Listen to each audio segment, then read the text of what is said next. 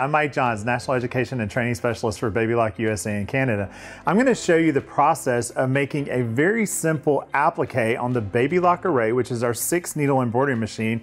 And we're going to be using built-in frames. Now, the frames category can be found on a lot of our machines, so this could be applied to different Baby Lock embroidery machines as well. But you're going to find that this is a really simple process and it makes an applique in just a couple of minutes. Now, before we get started, we're actually going to talk about what supplies you need, and you don't really need a lot. We're going to be appliquing inside of our 4x4 hoop. So I already have my, I have a zipper bag here that I've already got hooped. I've got a layer of tearaway back behind the zipper bag itself. But this is canvas, so if you've got a heavy enough canvas, you might actually be able to do this without stabilizer. But just for the purpose of this video, I've got a little bit of stabilizer behind this. I also have my applique material. Now you can take and put fusible on the back of your material if you'd like. I've put a little bit of fusible fleece here just to give it a little extra body, or you could just use your regular fabric, or you could even use glitter heat transfer vinyl. So there's a lot of options out there for your applique itself. And then I also have a pair of curved applique snips. This is going to help me to be able to remove the excess fabric. So let's go ahead and get our hoop onto our machine, and then we'll actually create our applique. So I've got my arm for my A-arm adapter already adjusted to 4x4. And the only thing that I have to be careful of is to make sure that the opening in my bag goes around the free arm of the machine. So as I load this in, what I'm going to do is just keep my hand underneath here and make sure that that's kept out of the space between the needle plate and the needle bar. Once I've got that in place, that's it. We're ready to get going. So up on our screen, like I said, we're going to use built-in frames, and this is our frame category. So you can see here that it's already recognized that we're using our 4x4 frame. I'm going to select my frame category, and I'm going to make a heart applique. So you can see I've got various shapes across the top here that I could select from, but we're actually going to use the heart. Each one of these different shapes is going to have 14 different stitch types associated with them. So stitch type number 10 is going to be a single run stitch. So I'm going to use this as my placement line. So once I select that, you'll see it adds it up to my design area, and I can go ahead and hit set. By hitting set, I commit that to my actual design. Now that's going to be acting as our placement stitch. Next, I'm going to want to do my tack down stitch. So I'm going to come right here where it says add and select add. And once again, I'm going to go right back to that same category. So select my frames, select my heart icon, and this is going to be our tack down stitch. So this is what's actually going to hold our fabric in place while we trim away the excess fabric. So you could do the single run once again, but I'm actually going to go up here and choose my triple run, and this is going to actually stitch around the heart 3 separate times. This will actually just ensure that that fabric is nice and secure when I actually go to trim it away, and this will prevent my fabric from being shifted before I put the satin stitch on. So I'm going to go ahead and hit set to commit that to my applique.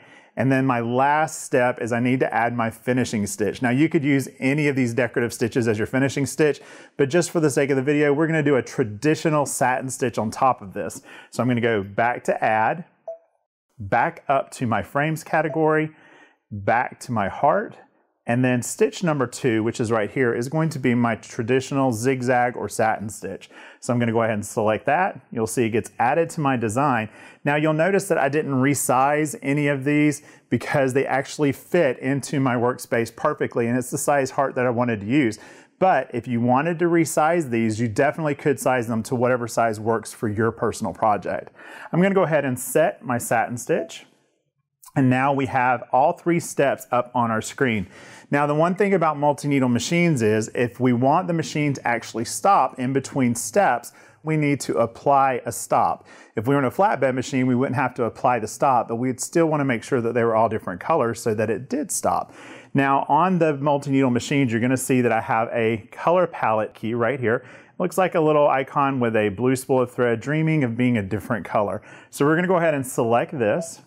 And you'll see over on the side, if I kind of scroll up here, there's all 3 steps in my applique. Now, on our multi-needle machines, we actually have applique steps that we can assign to the machine, and it's going to do 2 things for us. 1, it's going to make sure that each one of the steps is a different color, and 2, it's going to go ahead and build in our stops. So it's kind of taking one of the steps away from us because we don't have to do our stops separately.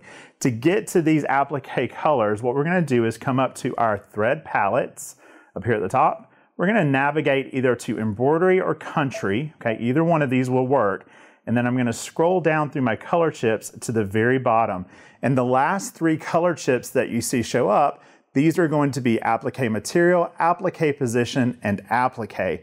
We can assign any of these 3 chips or 3 colors to each of the steps, and it will recognize it as a step in a applique, meaning that it will stop the machine and it will treat it as an individual color.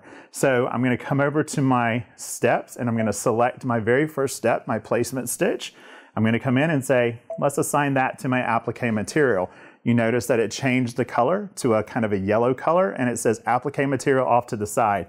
And you'll notice that here on my, my sewing order, it's taken away the color of the thread and it's put a little pair of scissors. So it knows that this is actually one of my steps in my applique. I'm gonna go ahead and select my second step in my sewing order, and this time I'm going to actually select my applique position. This again is one of those applique steps that'll make it stop. And then the last thing I'm gonna do here is select my third color and say that this is my applique. Now here's one thing that's kind of nice to know. You don't have to use the 3 and you don't have to use them in order. You could literally assign all of them the same one, but it's still gonna put a stop in there and it's still gonna treat it as an applique step. There's 3 there, you can use all 3, you could use 2 or even just 1, doesn't really matter. Once I've got them assigned, I'm gonna hit OK. Now I have my machine set up to manual color sort right now, which means I'm gonna tell the machine which needle to stitch from, and we're gonna be stitching from needle number 3, which is this pink color here. So what I'm gonna do is go ahead and hit Edit End, and then I'm gonna go to my manual color sequence assignment key, which is right here, and you'll see that mine's all wanting to stitch from thread number 1, which this would be okay, but I'm gonna use the pink. So I'm gonna come up to my first step in my color order and say stitch from number 3. I'm gonna go to my second step in my color order, again, stitch from number 3, and my last step, stitch from number 3. Normally, if we were stitching from the same thread and it was all not broken into 3 steps, it would just sew continuously, but because we assign those applique color steps to the actual design, it will stop, even though we're doing it all from the same thread spool. Once we've got those assigned, we're gonna hit OK, and then we're going to go to our embroidery screen. And the only thing we need to check is what speed are we on. If we're happy with our speed, we're ready to go ahead and start stitching. So our first stitch will be our applique position, and it will be just stitched onto our zipper bag without any of the applique material down. So let's go ahead and do that. To do that, I'm gonna hit lock. To unlock my machine, you'll see my start stop icon start to flash. All I have to do is hit start.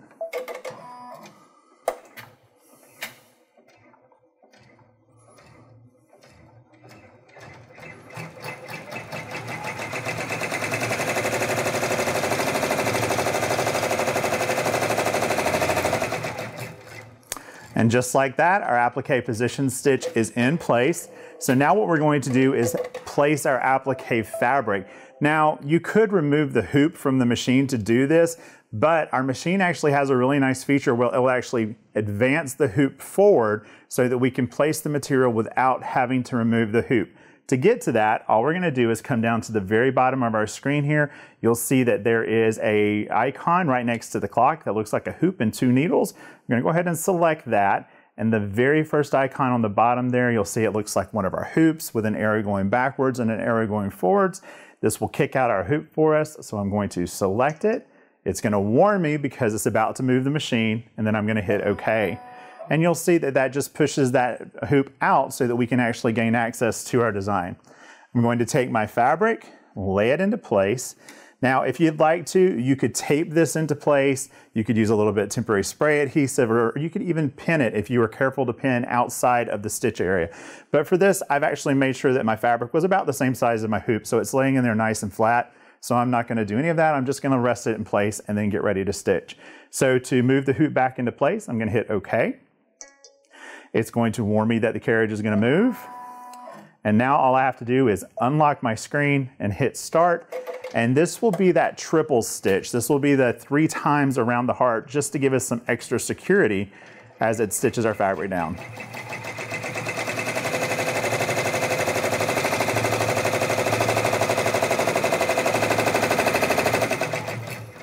And just like that, our fabric is tacked down.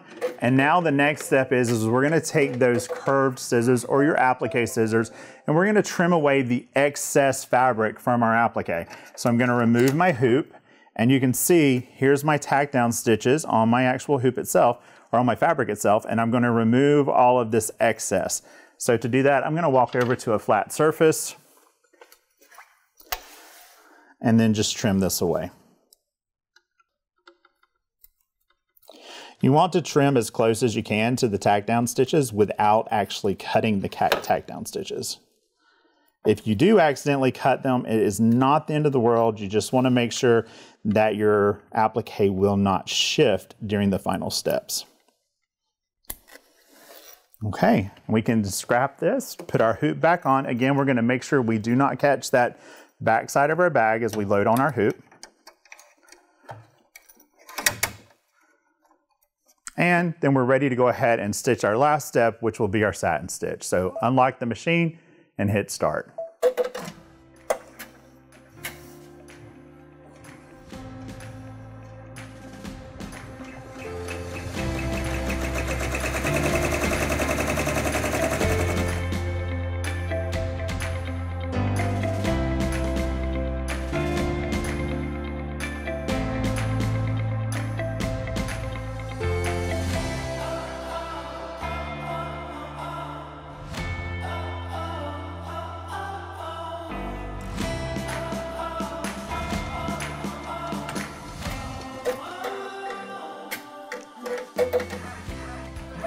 And just like that, we've got a really simple applique that was created all inside of our machine using those built-in frames.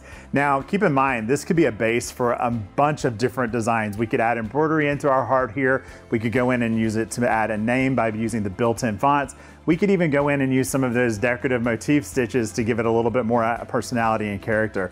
But hopefully you can see that these frames are a great way to create your own personalized appliques with just a few easy steps. If you'd like more information and more training on your Baby Lock products, make sure you like this video and subscribe to the Baby Lock YouTube channel. And you can always check out more information at babylock.com.